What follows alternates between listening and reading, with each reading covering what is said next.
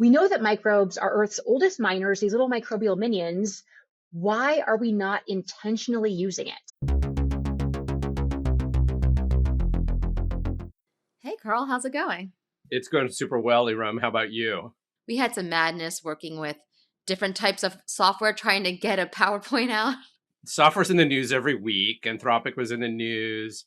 Microsoft was in the news defending Anthropic. But we had some PowerPoint fails. You want to talk about it a little bit? Because I know this is going to be familiar to many of our listeners. I think people feel this intimately. It depends on who you're working with. And like at Messaging Lab, we work with different clients that use different software, and we use different software. And then we work with different partners on visual brand design and different aspects of comms, and they use different software. So this is always the challenge between using PowerPoint, Google Slides. And I think one of the challenging things, Karl, and this is you and I had this crazy back and forth because you and I talk via chat. Yeah, Google Chat. It's part of the Google suite. Yeah. The challenge is PowerPoint is the name of the software, but it's also the name of the file. Like PPT is the name of the file. And then when you're talking about Google Slides, we talk about slides, but then it's also the name of the actual like piece of the PowerPoint, which is the slide. And you and I were trying to go back and forth on how to transfer PowerPoint into Google Slides. And it was so maddening because we had received a PowerPoint from our visual design partners, and they had customized fonts and animations and all of these remarkable things. But just to convert it, things start failing. And they actually had used Acrobat initially, and then they converted into PowerPoint, which is then we converted into slides, or I did, because I don't have PowerPoint on my desktop. I just never needed it really, because I was able to do the minimal on Google Slides. Everything converted pretty well for me for some of our previous projects, but this one was a little bit more of a mature, sophisticated project. And it was just me going back and forth, and like the animations weren't working and the fonts were not integrating well. And I was trying to tell you, well, the PowerPoint isn't working for me. And you're like, no, I can open up PowerPoint. I'm like, the file. But I was like, no, I mean, PowerPoint, the software. And it was just this crazy Abbott and Costello software fail thing that was happening. And I'm like, oh my God, it's 2026 and we can't convert files. This is just like the classic office thing. It's just like when the printer isn't working. Yeah, I mean, just to be clear for our listeners, the file went from Acrobat to PowerPoint, from PowerPoint to slides, and then we kept it in PowerPoint because that's what the client required. Well, the lesson is, Erum, you need to add PowerPoint to your computer. Yeah, I mean, the lesson is we need software to be compatible with each other. That's the biggest thing. I'm like, okay, all of this AI, and we can't have software that converts information in a high fidelity way when it comes to animations and high design fonts. This isn't an Erum problem. This is a software problem. It's a global problem. We're not the only ones suffering from it. We just happen to go through this. And like you said, it was like Abbott and Costello. So, but anyway, it's a funny little office story. We always have these little funny things happen to us. But here we are on the Grow Everything podcast. We do talk about biotech and how that's influencing the economy and our work life. So this was a little story for you.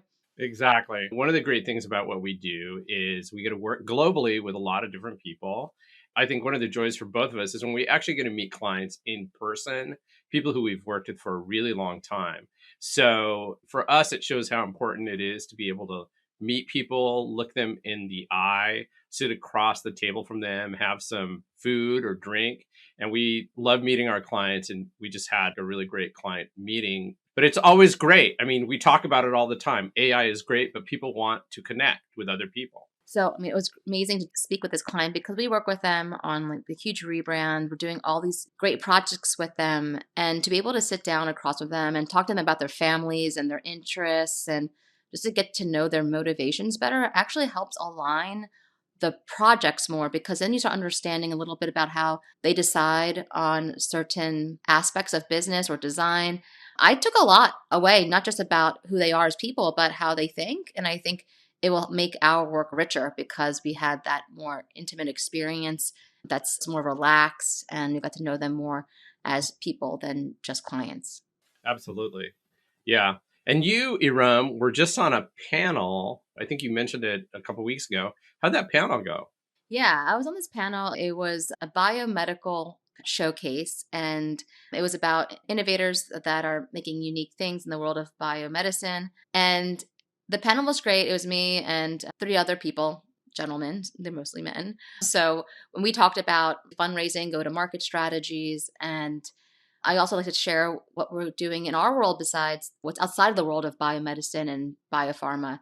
So I was sharing a little bit about the world of DeSci, and people were very interested in that. And I gave them an example of HairDAO. And so I'm explaining what HairDAO is, and I was like, what HairDAO is, they're working to treat baldness. And I look over to the guy next to me and I was like talking to him and he was bald. And I just was like, oh, I didn't mean to look at you when I said baldness. And everyone just started cracking up. And he was like, no. I was like, I would love to meet HairDAO.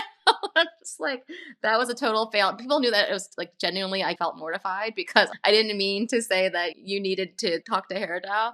But I was like, oops. But the point is that I really appreciated the opportunity to share more about what's going on in the world of healthcare beyond the traditional systems that we have, because a lot of people are frustrated with those systems, and also to make light of these conversations that can be really jam-packed, talking about fundraising of biotech companies and what are different models of doing that and the go-to-market strategies. And it can get really dense, but I think just talking about innovation and throwing a little humor in there, even though it wasn't intentional, but I turned that around.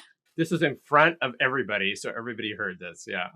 Yeah, everyone that came up to me like, that's so funny. I'm like, did not plan for that. And the panelist that was next to me was such a good sport. Oh my God, he was really great. So funny.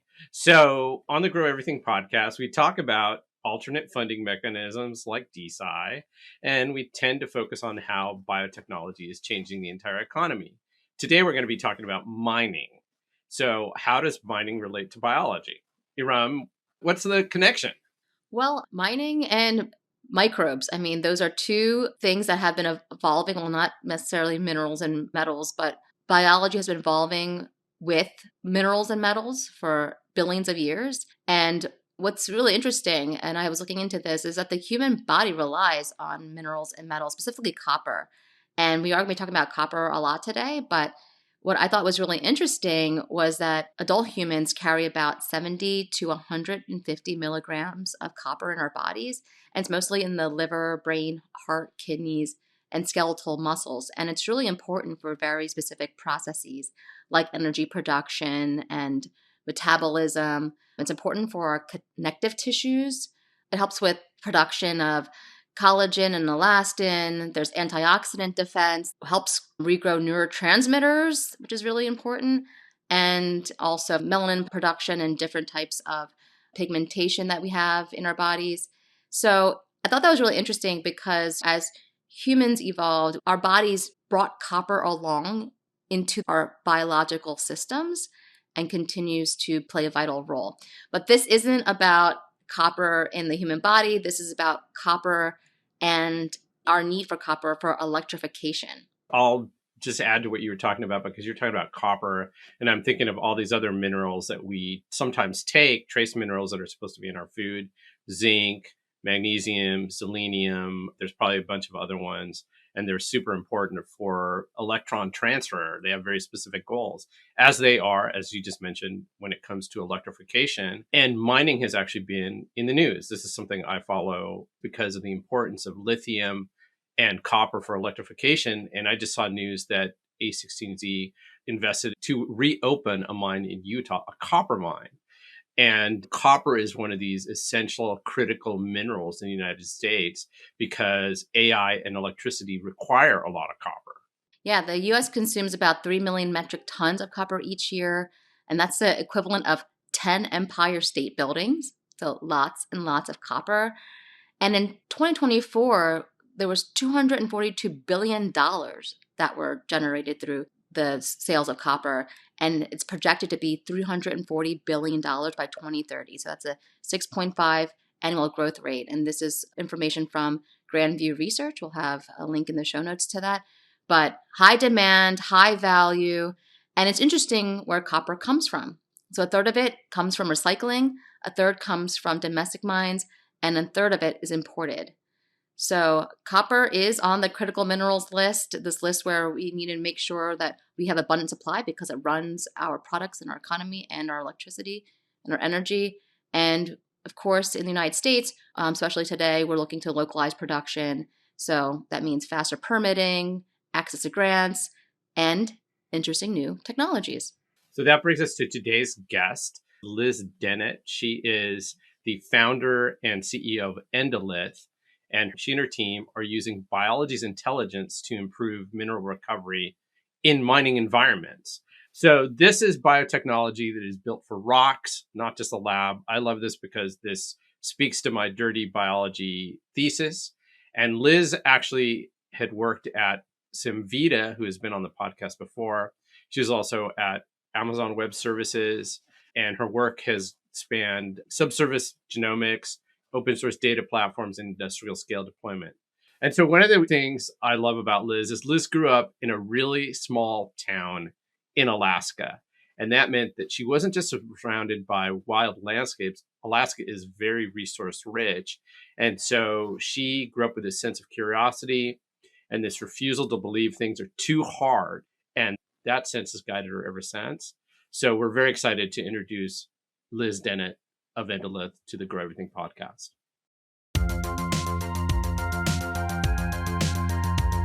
Liz Dennett, welcome to the Grow Everything podcast. We are so excited to have you on.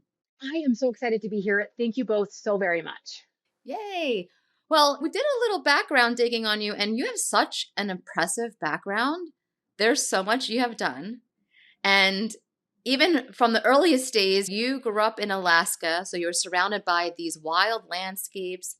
And we'd love to know, like, when you look back, can you trace a thread from that environment to founding a company that works at the intersection of biology and mining? We'd love to know a little bit about your story. Absolutely. So growing up in Alaska, I think it fundamentally shapes how you think about natural resources because energy, infrastructure, minerals, they're not these abstract concepts where you're in some big city. They determine whether things work, and you know people that are working for those net extractive industries. My dad was an oil and gas geologist. Most of my friends' parents were working at Red Dog Mine.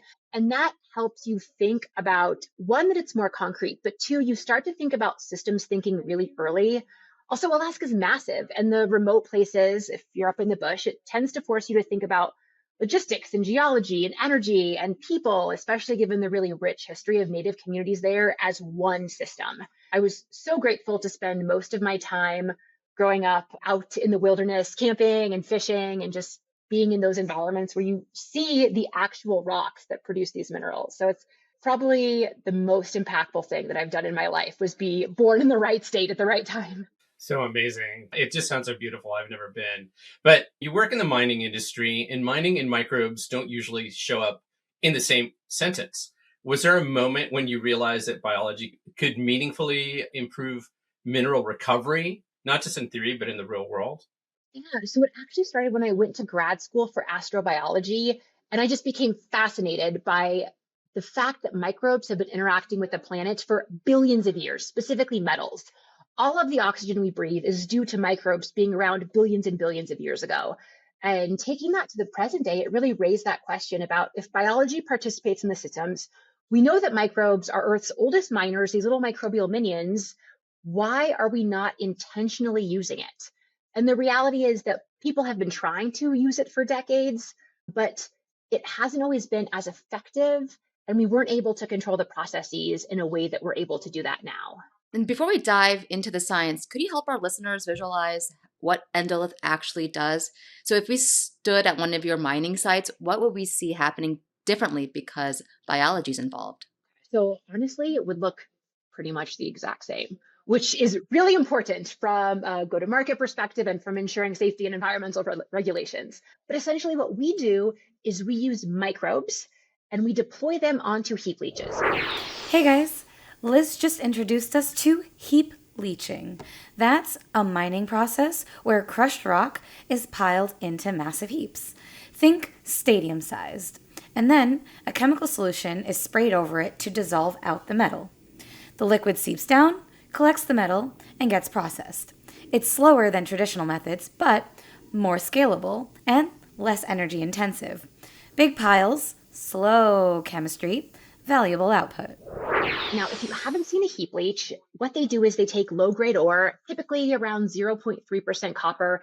They crush it and pile it as high as your favorite sports ball arena. Since we're in Denver, imagine Empower Stadium, just filled to the brim. And then they lay over these irrigation pipes that spray or release sulfuric acid on there. And so that sulfuric acid percolates down, the copper slowly dissolves, it gets collected, and then electroplated out. This is actually important because in a lot of traditional copper extraction methods, you have a smelter, it's very environmentally noxious, and you have to extract those to somewhere like China to get it in a usable copper product. Whereas with hydrometallurgy, the copper, the cathode is the end goal right there. So that is how it exists today. You just heard hydrometallurgy. That's the process of extracting metals using liquid chemistry instead of high heat. Rather than melting rock in a smelter, you dissolve the metal into a solution and recover it from there. It uses less energy and can be done closer to the mining site. Same goal, different pathway. The Endolith one will look different because we will have our little Endolith shipping containers or deployments on site. What we do is we release microbes in with that sulfuric acid. They're microbial communities. They're derived from naturally occurring microbial communities. And everything that happens exists within the heap. And if you're a mining operator, you just get more copper to plate out at the end of the day. We are very busy collecting data, bringing it to the cloud, tweaking our microbes, but on the whole, it looks pretty much the same. And can you tell us, like, what's the percentage yield difference that you get? And maybe we're going to talk about this later, but I'm really curious to know when you do that initial irrigation and you're pulling down the sulfuric acid versus adding the microbes to the pile.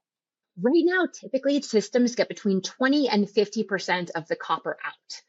Part of that is it's a very nuanced electron flow and you have all kinds of things happening. And it's really this old school set it and forget it mentality. With microbes in lab, we are seeing 1.7 to 1.9 times more copper coming out in all of our heap relevant lab testing.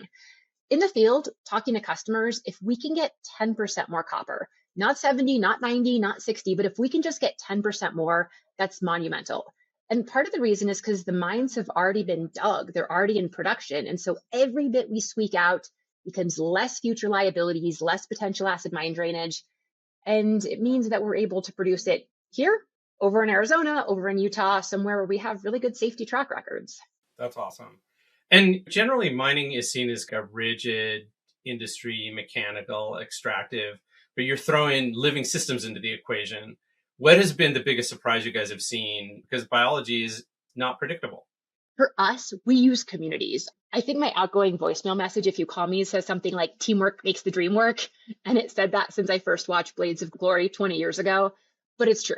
We are using microbial communities, so they have those teamwork. They have natural redundancies built in there. If we were using one organism, it would be much more fragile. And that's how some of the early approaches didn't work so well, is they put one little microbial minion into the field and hope all went well. Whereas we have robust communities that we can tweak and monitor and change over time. As I mentioned several times, I'm an astrobiologist, so you have to forgive. I always go back to the Earth is old. Many things have evolved. Early Earth was so much more hostile than any of these modern mine heaps. And so it's not about if the microbes can survive, it's how we guide them towards economically useful outcomes inside this massive pre-existing industrial system. Yeah, it's interesting. I'm curious because you mentioned, you introduce these microbes with sulfuric acid, which sounds like it's not friendly to living things. No, these guys love it. We work with extremophiles, and so these live at pH 1 to 2 is their sweet spot. They also thrive in temperatures from 30 degrees all the way up to 60 degrees. Let's pause for a second. Liz just talked about extremophiles. These are microbes that thrive in extreme environments. High acidity, high heat, places where most life wouldn't survive. In this case, they actually love sulfuric acid. What feels harsh to us is normal to them. They're built for the extremes.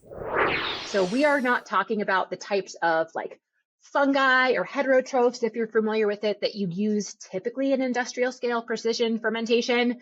These are the rogue warriors that have been around in extreme environments, which is cool because the Earth has been like that for billions of years. So they've had so long to shape these metabolic processes, to evolve these gene cassettes. So you've said that biotech is built for the rocks, not just the lab. What are the biggest challenges in translating elegant biological theory into messy legacy mining heaps? Oh, it's such a good question. Most biotechnology systems are designed for these very controlled and built environments, bioreactors, clean rooms, carefully managed inputs. But mining looks nothing like that. And you cannot expect it to look like that. Is a feature, not a bug. Ore bodies are very heterogeneous. Temperatures vary across the heap, pH changes, EH changes. Fluid flow is not uniform. So the technology for mining has to operate and thrive within these physical systems. So what that means is our approach has to do a few things. One is we have to be able to monitor the biology, know what's happening. We have to be able to adapt the conditions, and then we have to ultimately have an input that enables better recovery. So it's not like running lab ecosystems or more domesticated bugs. It's really more about managing the ecosystem as a whole, the chemistry, the biology, all of the variables. And that's where the fun is. That is so much more fun than just one model organism creating precision fermentation products. Like, this is where the cool science is from my perspective. Yeah, we talk about dirty biology because when you're outside of the lab, biology just works surrounded by the environment. So this really speaks to that. Yeah. Resource systems, too, when I think about them, is they operate across several dimensions. The geology in the world determines where the metals are. The chemistry determines how they dissolve and how they interact. And the biology then can influence the reactions and the reaction kinetics. And then underneath that, we are coupling it with cloud native data, things like SCADA systems, to allow operators to observe and guide the process. And I mentioned earlier that this technology couldn't have existed earlier. This technology could not have existed a few years ago. It really is leveraging advances in genomics and cloud computing and operational excellence, which is such a fun place to be. It's super exciting because I think most people would think of mining as being a very conservative industry, and really for good reason. If you make some kind of operational mistake, it's probably very costly. How do you navigate the tension between moving fast and getting an operator to trust what Endolith is doing? And what does a successful partnership look like? That is a very important question because mining customers are very slow by default, because if they move incorrectly, someone can get hurt. The environment can get damaged. These are not, oh, our run yields were a little bit lower. These are very, very baseline existential risks. And for me, I am later in my career. I finished my PhD about 12 to 15 years ago, which means that our approach that we're taking is not a move fast, break things. We don't want to be the disruptive lever within the mining industry. First off, that could result in complications for safety or for integrity and things like that. And we don't want to do that. So I am the only non-mining person on my leadership team. Christy, who leads technology and operations, has 30 years at Freeport building some of the biggest heap leaches in the world. Andrew, our CFO/CCO, was at BHP for 25 years working on broad global systems.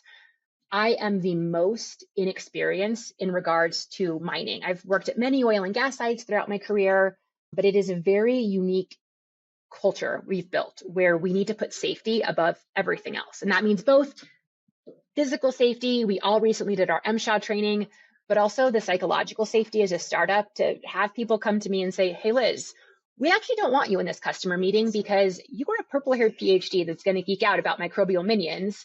And that's not what the GM on the mine site wants to talk about. And I always tell investors and everyone that we have three core pillars of our culture. One is safety is first. It's a non-negotiable. Two is that we love critical feedback. And three is that we love snacks, all of which are very true. But I think that set of three parameters overlaid with very, very deep operational excellence and really a team that is the coolest, most experienced team I've ever worked with. I don't know if that's our secret, but that is our best approach we have to breaking through mining, which traditionally has seen very few, if any, unicorns. It's not B2B SaaS. The sales cycles are longer. The risks are a lot higher. But if we can crack this, we deliver more copper into the economy. And that copper does things like improve grid electrification. And if you look at studies in developing countries like Bangladesh, better grid stability means women live longer, children get to go to school. It is a very fundamental part of a just and fair energy transition. Wow. Yeah, that's really incredible. And I love how you have this culture where it's very professional, but also very fun. I think that's really important because this is what you do every day.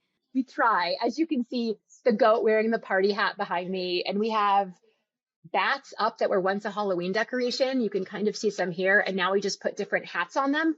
So here is a Christmas hat on a bat. There are a lot of things in startup world you cannot control. In fact, the vast majority of things, especially in industrial biotechnology systems, you cannot control. But you can control your attitude when you show up. I feel very Ted Lasso right now. Like, you can control the culture you build and your attitude you show up and how you see these challenges. Are we going to invent our way through challenges? And are we going to do something that we know is probably impossible? Yeah, we're going to do that. Being in Denver, we always talk about how we love type 2 fun. That's things that aren't fun when you're doing them, but are fun afterwards. Like, maybe not snowboarding, but like climbing a 14er, going rock climbing, running a marathon, all of those pieces. And that's one thing we can control is our mindset. Yeah, no, I love that. And I'm a big fan of yours. I've seen your posts on LinkedIn and you guys share a lot of your culture and it's so vibrant and fun. I'm like, oh, this is a great company to work for. I hope so. But I also appreciate when people pull me aside and are like, hey, Liz, here's what you can do to improve. Because I think it's really easy as a CEO to be pulled into echo chambers where people tell you what you want to hear. And that's not where you learn. You learn when you're uncomfortable. Yes, yeah, absolutely. Absolutely. So let's talk a little bit more about some of your validation work and where you're now. You mentioned you had a 1.7, 1.9 recovery lift, which is really cool. Can you walk us through what actually happens in operational systems and what it took to get mining operations to trust a biological system in the first place? A lot of it is trust but verify. So we have 2 labs in Denver. We are able to run industry standard experiments going from shake flasks to small columns to large columns. We collect a massive amount of data on those. And in that time, we've been able to test this out on multiple customer ores because it doesn't mean anything if you go to customer A and say, oh, this worked really well on customer C, because the geology is so variable. The operational parameters are so variable. We have to earn the right to move forward with customers and earn their trust every single time. And that is something we've been doing through just really trying to talk less and listen more about the ultimate challenges. In lab, we have a pretty streamlined process where if anyone wants to send us ore, we'll go through the lab processes, we'll try it against the microbial communities we have, we'll give them real world data. We just hired a head of platform who has incredible background and is really building the next generation platform that ties all these things together. But it really is about under promising and over delivering at the end of the day, if I had to sum it up.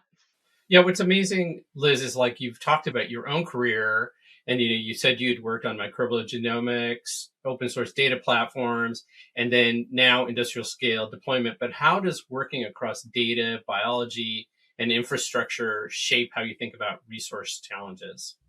At a very cellular and fundamental level. For instance, I cannot put a query into ChatGPT without thinking about the copper that is needed at the data center to produce that. And if we are going to continue to grow the capability of these LLMs, we need so much more copper because it is the foundational element. Every time electrons move, well, the vast majority of times electrons move, they're done so on copper backbones. And it takes away any of the ignorance of the black box and the magic for how things are done. It also means that when I think about the core capabilities we need as a company, I don't worry about building the coolest LLM or the coolest AI capabilities. I worry about first principle data architecture. How are we getting our data into the cloud? How are we having necessary durability? How are we able to put data models on top of that so that the data can talk to one another? That's a challenge that all industrial data systems have seen is, yeah, we have this data, but we don't know if it's good. We don't know what to do with it. And a lot of times companies spend energy and time on that final mile of deliverables that are the cool AI dashboards when we've been spending all of it on making sure we have the foundation right. That's great. I mean, and earlier you talked about how copper sits at the heart of electrification and the energy transition. How do you think about the tension between scaling renewable technologies and the material extraction required to build them? So deeply.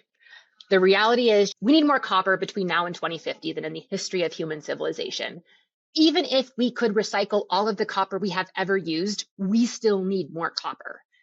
And that is kind of a hard pill to swallow because I'm from a generation in schooling where it's very cradle to cradle. How can we reduce, reuse, recycle? I remember the Schoolhouse Rocks from when I was a kid. And the reality is, just like right now, we are dependent on hydrocarbons. We are very, very dependent on critical materials and critical metals.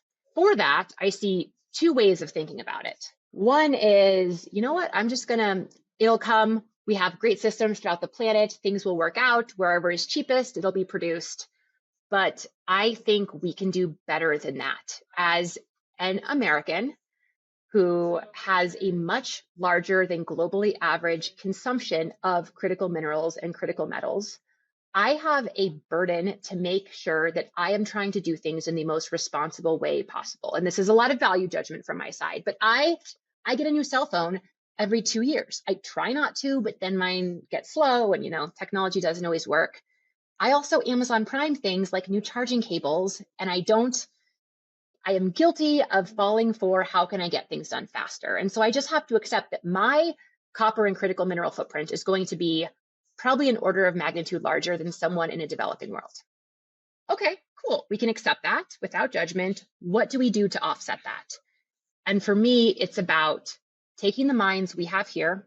I'm a big fan of American mineral production for the pure reason that we have the most safety guardrails and we have the most oversight and the best anti-slavery and anti-coercion policies of most of the countries out there. So I'm a big fan of working within that system, saying, let's go to Arizona, let's go to Utah. We've already dug these mines. It is also a price you have to pay. Growing up in Alaska, you sometimes saw mountains that were excavated to get the coal out of them. You can infer a value judgment from that if you want, but at the end of the day, you are using that coal. You need to be willing to pay the price for your easy lifestyle.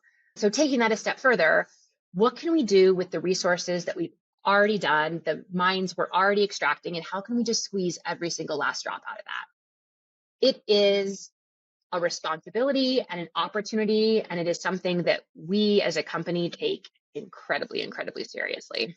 And you guys started out with copper, but you're expanding into other minerals like zinc, nickel, and cobalt. What determines whether biological recovery works for a given metal? And how do you think about this critical minerals challenge that we face? You said we have to extract more between now and 2050. What do things look like after that? I do not have enough solid information, and there are too many unknowable unknowns to know what things look like beyond 2050. I will say before this, I was a VP of data architecture and data engineering at Wood Mackenzie, and Wood Mac has the best critical minerals reports. It's where I really learned what a crisis we were dealing with. And we actually started out as a company with a more diversified platform. We were working on lithium, we were working on nickel, we were working on iron, we were working on copper. And then through getting VC funding, through looking at where the market has evolved over the past 3 years and where we can have the biggest impact, we've decided to really double down on copper. Biology works when a redox reaction is occurring. So anytime you need to move an electron from one thing to another, biology tends to be an incredible catalyst. It has a lot of the same advantages chemistry has, but it's more adaptable. Plus, we love working with microbes. They're so fundamentally cool, and they have so many more capabilities. Yeah, let's talk about microbes a bit more. I mean, partnering with microbes in mining means that we're working with these organisms that have evolved over geological time. And how do you navigate that balance between engineering control and biological activity? Yeah, we are not using genetically modified organisms, which is something that we've thought a lot about, we've discussed a lot, because that is typically seen as somewhat of a deus ex machina of how you can break through some of these constraints. The example I like to use is I have 2 dogs. They're both versions of Labradoodles.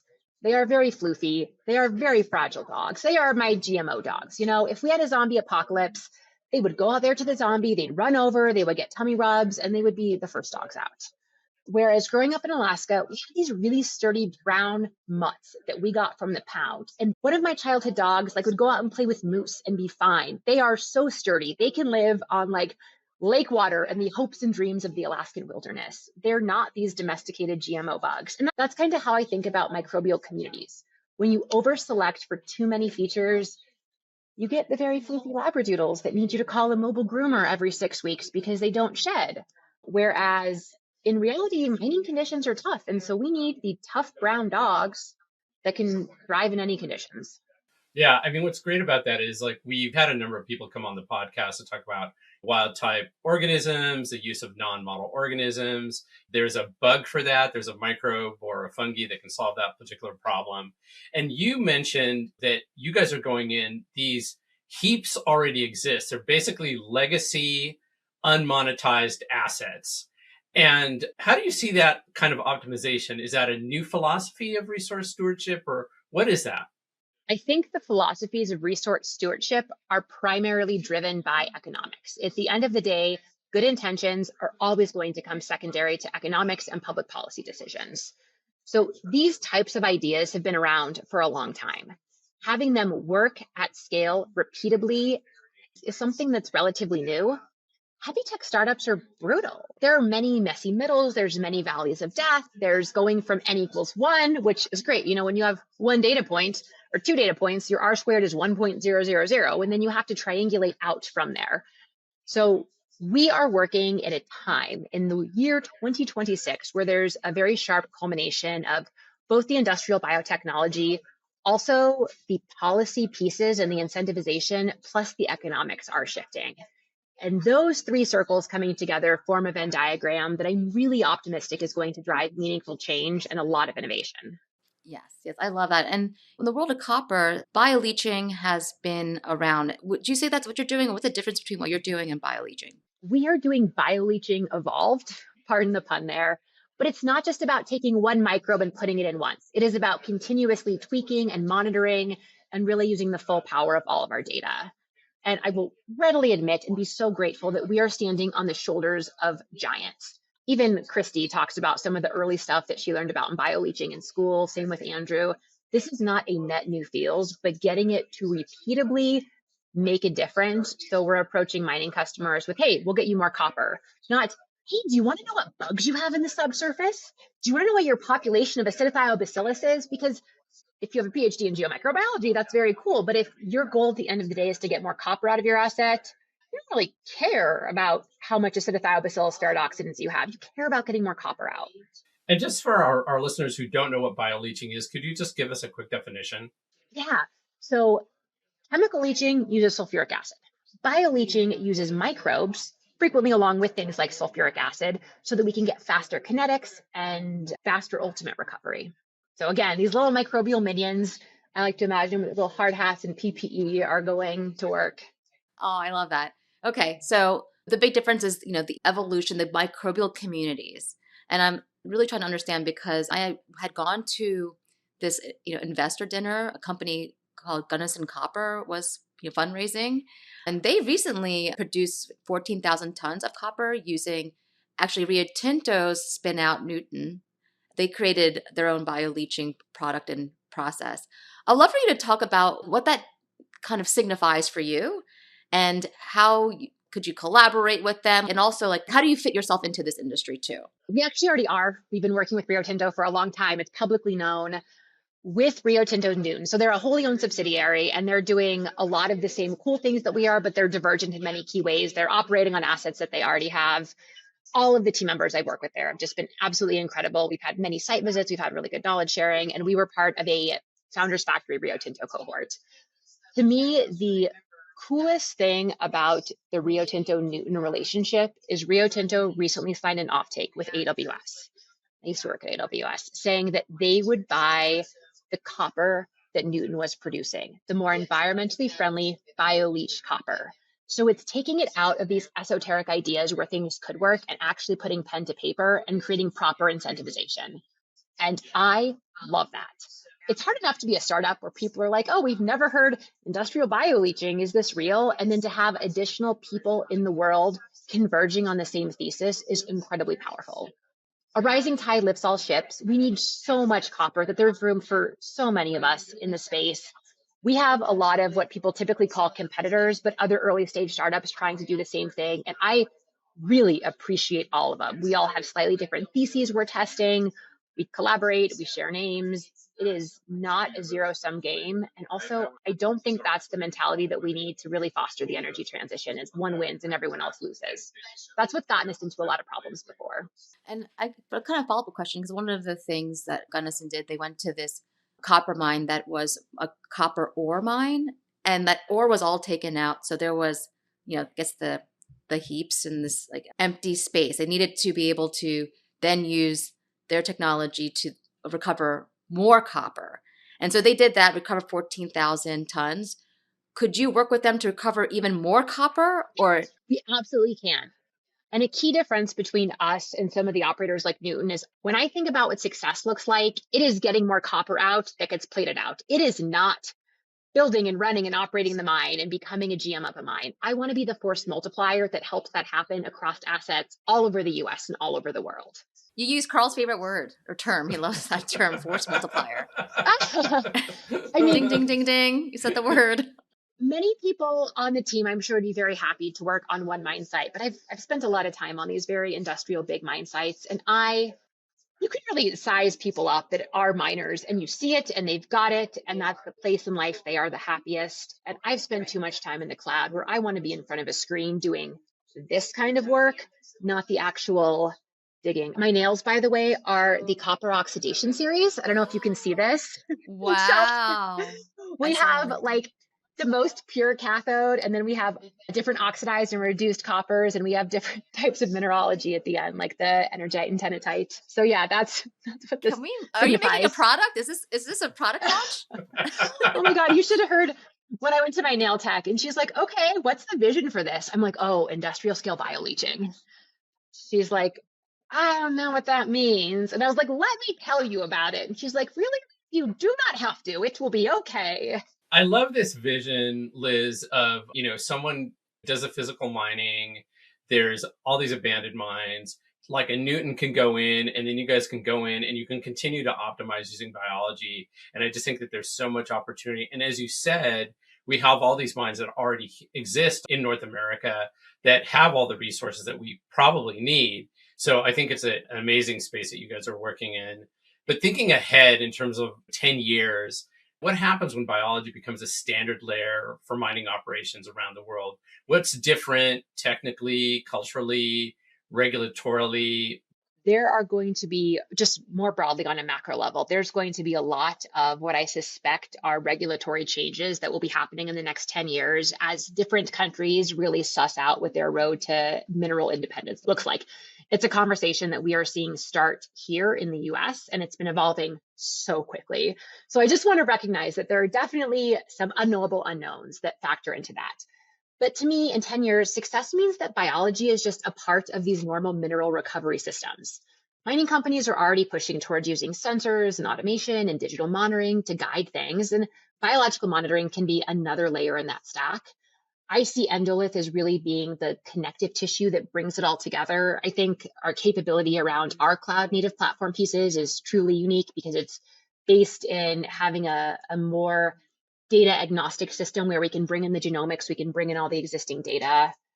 But really, if and when microbes help operators recover significantly more metal from existing resources, that expands supply without waiting for new mines to be built, which means we can save things like the resources on the seabed or the resources on asteroids for future generations if they need them, or we can keep them as a strategic asset. Well said. I love that. Yeah, I love the vision of the future. That's one of the favorite things. So we're at the point of the interview where we have our quick fire questions. Are you ready? I'm ready. Let's go. Okay. Alaska wilderness or industrial mine site? Can I take both? The wilderness is where you get the systems thinking, but the mine site is where it actually gets applied. So it's the yin and the yang. You do get to choose both. Wonderful. Yeah. Okay, copper or lithium? Which one defines this decade? Copper, 1000%. Lithium might be getting a lot of the headlines now, but copper is the backbone of electrification. So if your microbes had a PR team, what would their slogan be? We've been doing this for billions of years, and you humans are just catching up. And what's one myth about mining that you'd love to retire? That it is static. That's a set it and forget it process. The best operators out there are consistently operating and optimizing in these very complex systems. And biology is just another lever or another knob they can adjust. Wonderful. Okay. Final question. If Endolith had a soundtrack, what genre would it be?